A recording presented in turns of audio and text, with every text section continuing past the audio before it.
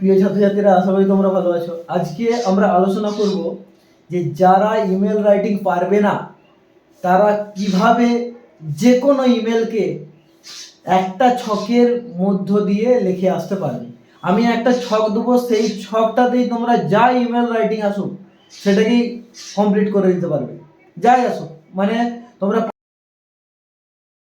তোমরা 5-এ 5 পাবেই একদম। তাহলে শুরু করি কিছু না বলে। দেখো, আমি স্ক্রিনে দেখাচ্ছি, একটু ভালো করে দেখে নেবে। প্রথমে দেখো দিয়েছি ফ্রম দিয়ে নিজের মেল অ্যাড্রেসটা দিবে। ধরো তুমি secretary@gmail.com যা হোক কিছু দেবে। ধরো তোমাকে বলা হয়েছে তুমি একজন হেডমাস্টার, তাহলে headmaster@gmail.com দেবে। তারপর কি লিখবে, টু দিয়ে যাকে লেখার জন্য মেলটা করছো তার অ্যাড্রেস দিয়ে দিবে। ধরো বলেছে তুমি একজন স্টুডেন্ট, তুমি হেডমাস্টারকে মেল করছো, তাহলে তুমি তখন টু এর পরে headmaster@gmail.com দেবে। মানে যাকে মেল করতে বলেছে তার অ্যাড্রেস তোমাকে দিতে হবে, আর সেটা নিজেকে বানিয়ে নিতে হবে। ওকে, তারপরে সিসিতে কিছু দিতে হচ্ছে না। যদি দিতে বলে যে কার্বন কপিতে তুমি এর মেল অ্যাড্রেসটা দাও, কি কোনো একটা কারোর নাম করে, তখন তোমাকে দিতে হচ্ছে সিসিতে। তারপর সিসির নিচে দেবে বিসিসি, ব্লাইন্ড কার্বন কপি। ওখানেও কিছু দিতে হচ্ছে না, কিন্তু ওটা ব্ল্যাঙ্ক রেখে দেবে।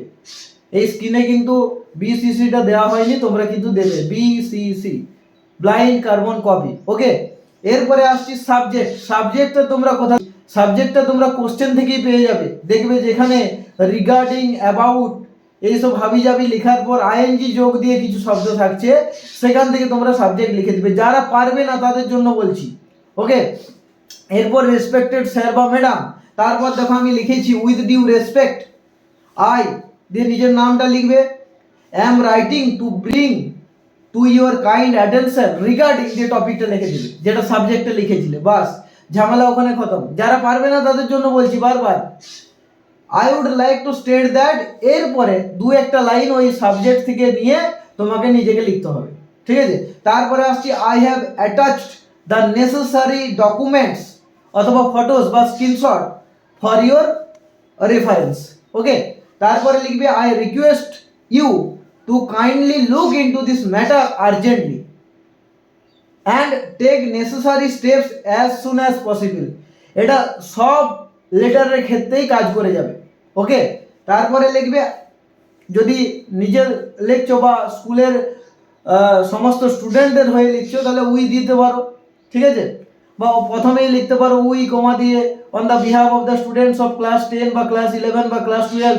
ঠিক আছে, এরপর শেষে I shall be highly obliged if you kindly do the same বা if you kindly grant it, বা যেটা মনে হবে লাগিয়ে দিবে। বাস দিয়ে থ্যাঙ্কিং ইউ ইউর সিনসিয়ারলি বা ফেথফুলি লিখে নিজের নামটা দিয়ে দিবে। যে কোনো মেল রাইটিং তোমরা এইভাবে লিখতে পারবে। তো একটা স্ট্রাকচার করে যাও, যে কোনো মেল রাইটিংকে তোমরা করে আসতে পারবে। ঠিক আছে, রাখি, ভালো থেকো। বাকি অন্যান্য মেল রাইটিংগুলো আমাদের ব্লগে দেওয়া আছে, তোমরা সার্চ করে নিতে পারো। সমস্ত মেল রাইটিং তোমরা আমাদের www.pkgoa থেকে পেয়ে যাবে।